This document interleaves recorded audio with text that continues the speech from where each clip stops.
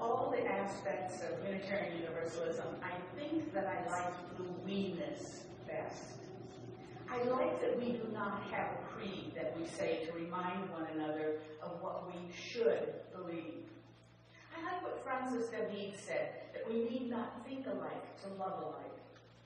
I like that we attract people of diverse experience and differing worldviews, people who have formed their own values, their own hopes and commitments with their own minds and their own hearts, who are set on doing the best they can, doing good in the world, doing the least amount of harm. I really appreciate the opportunity to talk with people who have ideas and opinions different from my own, to discuss our shared and differing beliefs in forum or adult religious education, at circle suppers, at covenant groups, and in coffee after the service. I like that I can say thank you for sharing these important parts of who you are. Some of mine are different, but it helps me to understand you, and I appreciate that you are trying to understand me. By some wonderful miracle of inclusion, our separate points of view make us stronger than if we subscribe to a preordained belief system. It is almost naive of us to think this can work, this agreeing to disagree from the start, this unity in diversity, but it does work. We make it work so that we can work together. I love the arguments at congregational meetings because I know that it is our differences that make us a better we. But too much we can be a problem too. In 1937, Ayn Rand wrote a novella titled Anthem. It told of a dystopia set somewhere in the future where the concept of individuality had been eliminated. She anticipated, I think, the Borgs of Star Trek. At the beginning of the story, the word I had completely disappeared from the language. Everything was we. No one had a unique voice. There was just one official opinion for everything, and it included everyone. The intrepid hero, with many risks to himself and his comrades, bravely rediscovers the concept of I, of individuality, of dissent, and of freedom. This is the monologue that brings the story to its dramatic conclusion. I am. I think. I will. My hands, my spirit, my sky, my forest, this earth of mine. I am done with the monster of we, the word of serfdom, of plunder, of misery, of falsehood, and shame. I was 16 when I first read those words, and I fell in love. I was an Ayn Rand individualist from that moment forward. It was shortly afterward that I found Unitarianism, and at first I thought their message was I carried in my head the messages of my parents, my teachers, my peers, and my society, but I wanted to have my own ideas.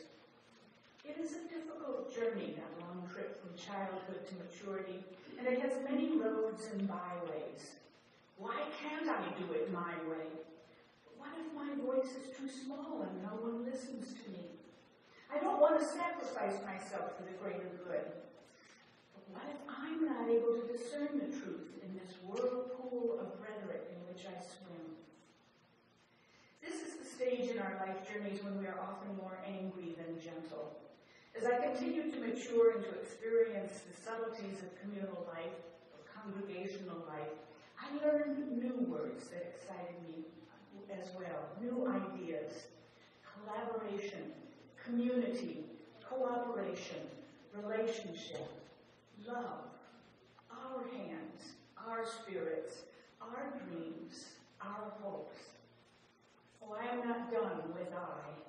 We without I is surely a monster, but I without we is grotesque, dangerous, and lonely.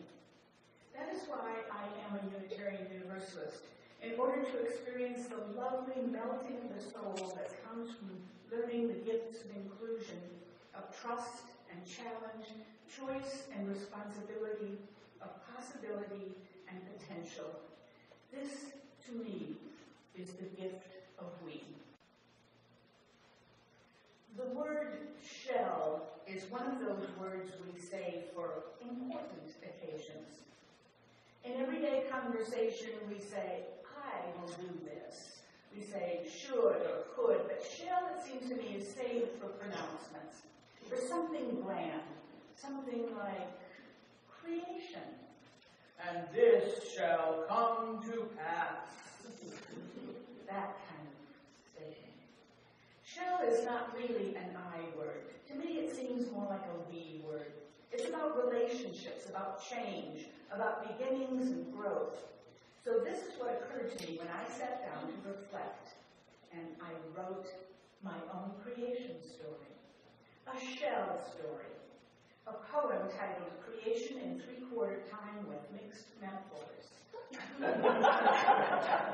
It is to be accompanied by music played by Carol Kappa, because all creation should be made to music. And we shall present it now.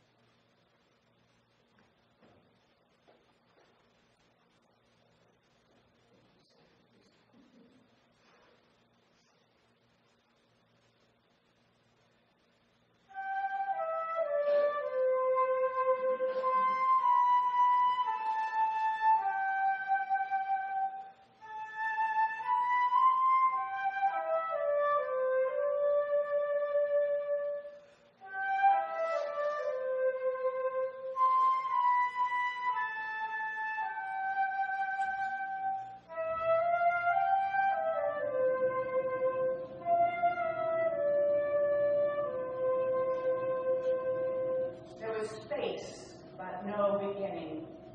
And in the space were spaces, and between the spaces stars. They moved about, space and spaces and stars. A kind of celestial progressive dinner without food. A kind of heavenly musical chairs without a loser.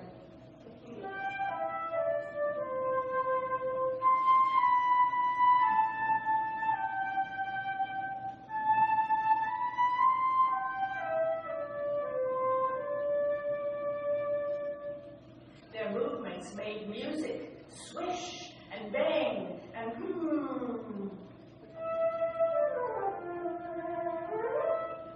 And their music made dancing, sway and step and bow.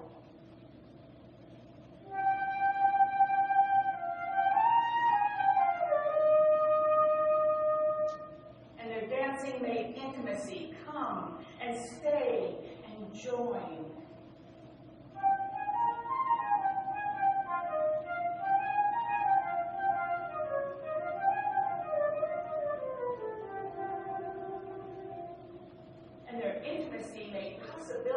And potential. And maybe, and yes.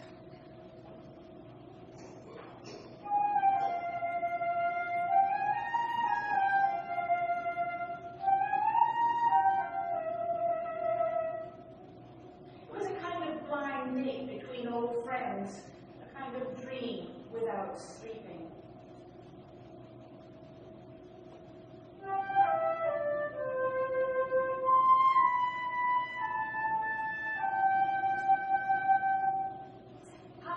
Was egg and potential was seed, and the possible egg hatched and spawned and bore.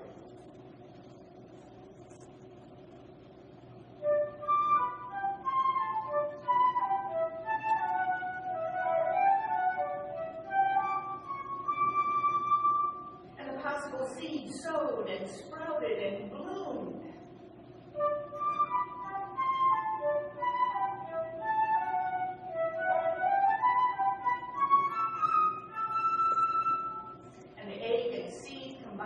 Together made creation, a kind of Mardi Gras in July without Lent, a kind of memorial service for silence and emptiness without regret.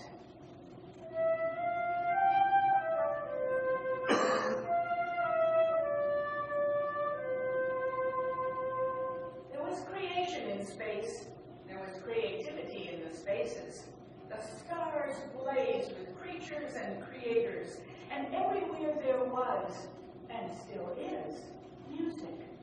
Listen within you.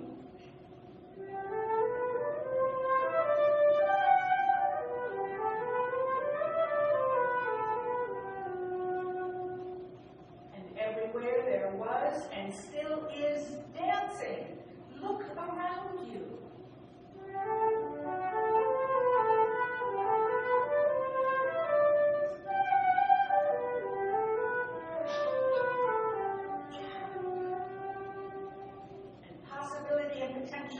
Are ever again intimate. Look between us.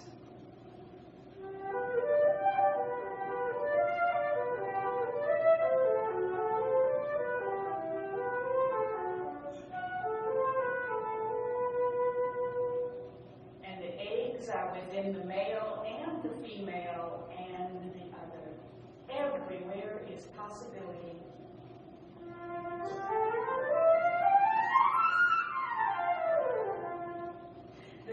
Are within the female and the male and the other.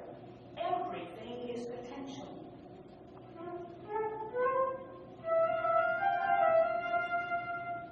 And the music is dance, and the dancing is intimacy, and the intimacy is song. A kind of cosmic choir in cashews without program or score. Creation, unlike destruction, doesn't need to keep score.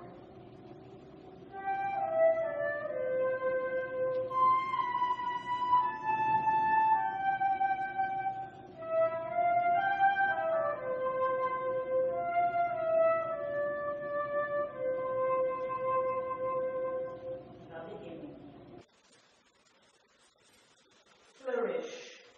We shall flourish. I'm a visual person. I say flourish and I see flags and ribbons and banners. I see people marching in a parade, celebrating, ticker tape pouring over them, voices cheering them on.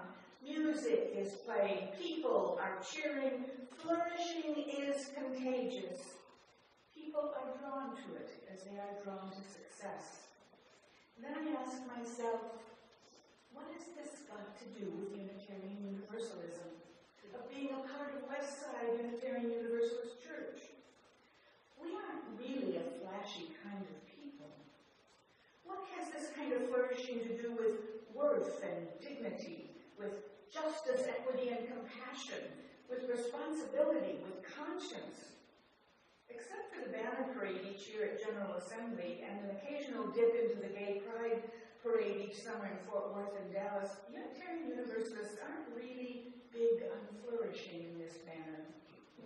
We may be liberal in our theology, but we are conservative in our comportment. Some groups, of course, thrive on the flourish.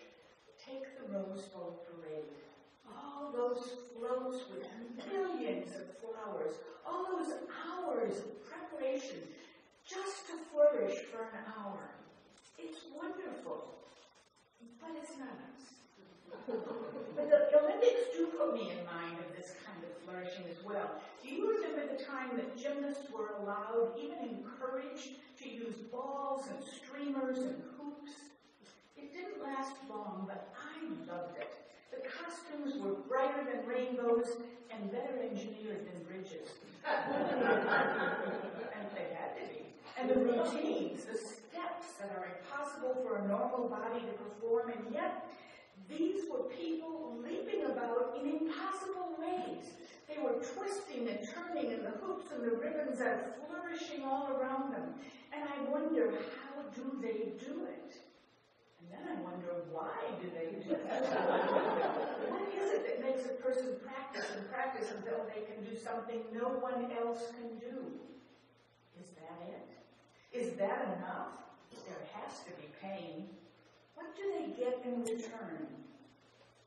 Perhaps it's the flourishing itself. But then why is flourishing missing from so many other lives? I've been a Unitarian Universalist minister for 29 years, and I'm only just now beginning to understand that song that was so popular maybe 40 years ago. I look at life from both sides now, from win and lose, and yet somehow it's life's illusions I recall. chaplain, I was called to come in when people were dying. I sat with relatives and I held their hands. There isn't much flourishing at a deathbed, except perhaps in the memories of the people gathered who recall a once flourishing life. I get invited to perform weddings, sometimes for strangers who will seldom go to church after the ceremony. The flowers, the gowns, the smiles, they're all a form of flourishing. There is a lot of flourishing at weddings, but my role is to speak of the more sober parts of life, of sickness and of health, of sorrow and of happiness, of promises made and possibly broken.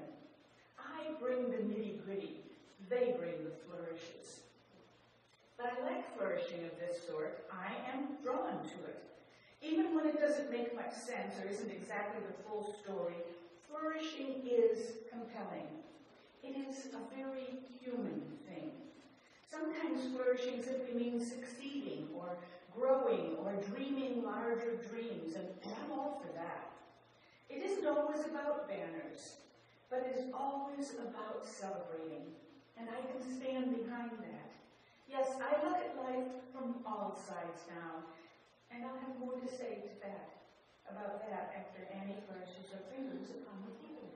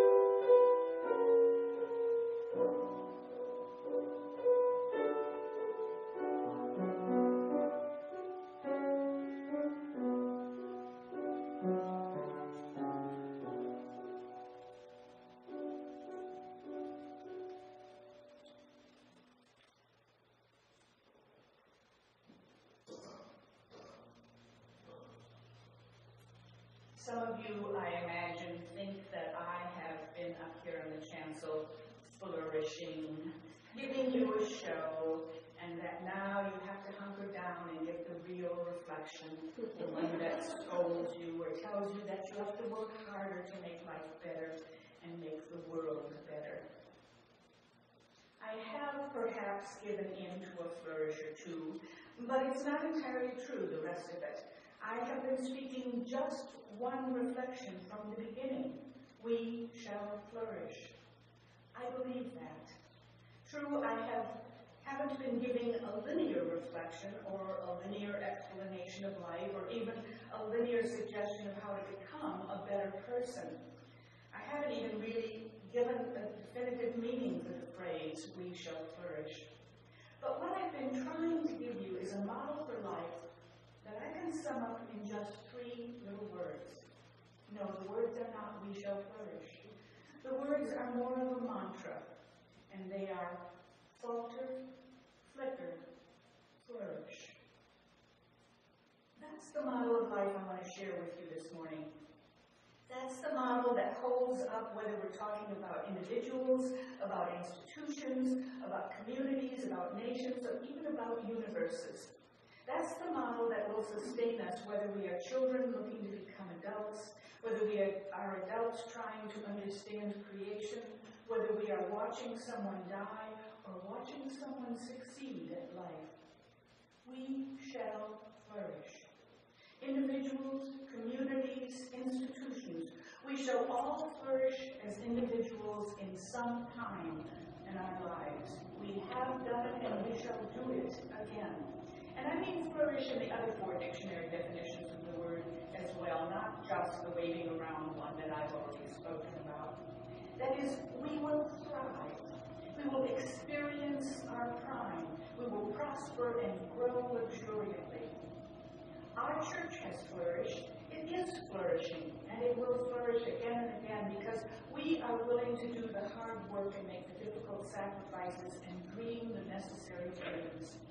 I believe that, but then I am an optimist. I believe our denomination shall flourish. I believe our country shall flourish. I believe the world shall flourish, and so shall our enemies flourish. But not all at once, not all at the same time. That's the meaning of the mantra. We will not falter all at once either, nor fall down. Life doesn't work that way. You see, life isn't linear, like the usual reflection wrapped up in a beginning, a middle, and an end. Life is round. Life is cyclical. Life is a flourishing entity. There are times when we flourish, and there are times when we don't. And there are all the times in between. That's what we miss seeing when we think of flourishing alone. Sometimes the banner flourishes, and sometimes it hangs limp from its lanyard for a moment. But we don't say, let's leave, it's not flourishing any longer. Sometimes we falter. We lose our bearings. We resist the direction where the path seems to be leading us. Sometimes things get to be too much for us, and we do fall down. We can't see over the ruts we're in from this angle, the walls of anxiety that hold us in place, that keep us from flourishing again. We can't see beyond the day from this position, or beyond our own physical limitations, or our financial limitations, or our spiritual limitations. Sometimes all we can do is stand and gape, watch other people move about, or sit and wonder, or fall down and howl at the injustice of it all. How difficult it is to be human. How difficult it is to be an I needing a we, or a we needing a new vision. How complicated it can seem. And then just when you least expect it, you see a flicker out of the corner of your eye, or perhaps in your mind's eye, in your imagination. Maybe you hear the flicker and you don't see it and aren't sure it's real. The flicker can be an idea. It can be a vision. It can be the sun after a month of cloudy days. It can be a friend calling just to say hi. It can be nothing at all except the fact that we cannot falter all the time. We just can't. It's impossible even when it doesn't seem so. Flickering brings hope. Flickering is like the first feeble blaze in the wood stove on a cold morning. It doesn't give you any heat, but it sure gives you hope and anticipation for the warmth that is to come. And just as surely, sometimes we do flourish. Sometimes we flourish big, like approaching 300 members, like building a better budget, like needing to add another service, like having the staff we really want. And those moments we remember. Those moments we celebrate. We smile at one another. We plan for continued flourishing and continued celebrating. What happens with flourishing is that it feels so incredible, so inspirational, that we tend to forget the cyclical part of life. We forget those other two words. And when the banner does go limp for a moment, we've forgotten the 2/3 of our mantra. We begin to believe we will never flourish again. Anxiety rises and it feels like failure, when in truth it is only faltering and a crepuscular dim light that doesn't allow us yet to see the flickering. But we shall flourish when we remember that most of us came to Unitarian Universalist faith when we ourselves were faltering, looking for something. We may have been looking for answers to a particular dilemma, or seeking a way to share our own unpopular, heretical ideas with our children. And that's when we know we must work together to keep our doors open to the faltering who have not yet found us, and not just try to service ourselves and those like us who are strong of limb and sure of faith. We shall flourish when we remember that all our successes started with some change that we weren't sure would pay off, with some new idea that wasn't yet proven, with one flickering dream that needed support and nourishment to live. There will be no tomorrow for any of us, individually or communally, I or we, no big celebration, no realization of our visions, if we do not pay attention to the flickers that announce themselves, or if we fail to read them as such and run away fearfully shouting, fire. This is our life alone and our life together. Falter, flicker, flourish. We should be used to it. It's all we've got. We can't give up at the falters. We've got to be there for one another. We have to pay attention to the flickers and not panic. They are the lifeline to our futures. We have to celebrate and remember the flourishes of our lives and dream of those yet to come. Then we shall continue for all eternity. Then we shall flourish. We shall. Before we sing our closing eponymous hymn, let us take a moment in shared silence to consider the days of our lives, to pay attention to where we are at this moment, to remind ourselves what scares us and what delights us, and to honor the moments of celebration, large and small, such as this moment when we are together. Let us flourish a moment